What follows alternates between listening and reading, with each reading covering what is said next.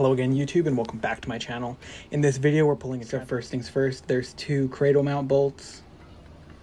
There are two bolts at the rear mount, and there's also the shift coupler there.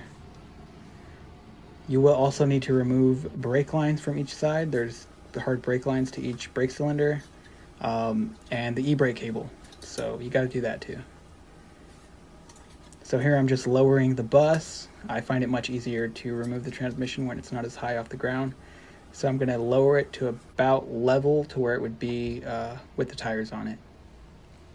You don't have to do this. I find it easier to lower the transmission a less height than to be, worried about dropping it from 2.5 feet or whatever.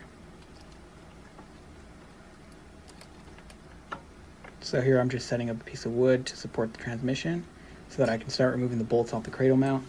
If you're doing this in a Bug or Ghia, you will not have the mustache bar in between the transmission. If you see just behind the axles, there's like the little body support or cross member, whatever.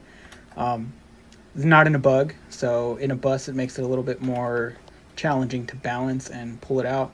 You kind of got to rock it back and forth. And you want to make sure you have tension on the jack so that you're not putting stress on these cradle mount bolts. You'll feel it. If it feels tight, either jack it up or let the jack down. It's probably pinching one end of the cradle mount. So now I have the cradle mounts removed. I already removed the front mount bolts. They're two 15mm bolts, as well as the shift coupler.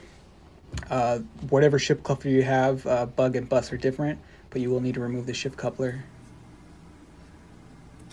I also forgot I need to remove the clutch cable.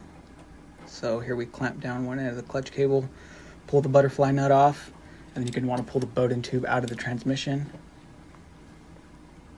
And there you can see I have that hard brake line. So you're going to remove the brake lines, but I had already removed them since I was working on the reduction box housing. Now that we got the clutch cable out of the way, we can go ahead and remove the starter wiring really quick.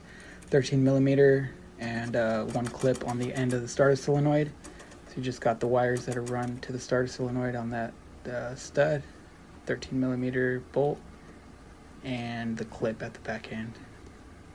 So now that we got our brake lines out of the way, we got our e-brake out of the way, we removed the cradle mount bolts, clutch cable, starter wiring, and shift coupler, we can just start yanking it out.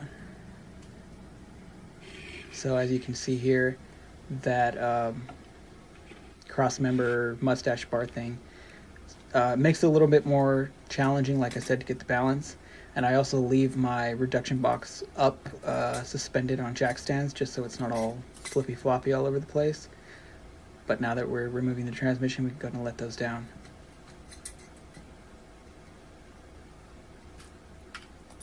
Take your time, work smart.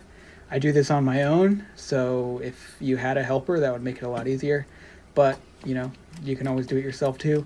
Just take your time, be safe, pay attention to what you're doing, and make sure you try not to drop anything.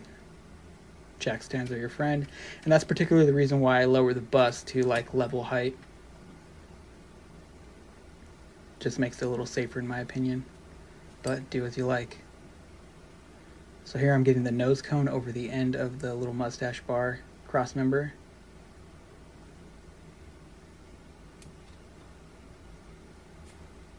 There we go, back and forth, up and down. We're still hung up on the little end of the nose cone, so I'll jack it back up, clear the space, get it out. Now we're clear.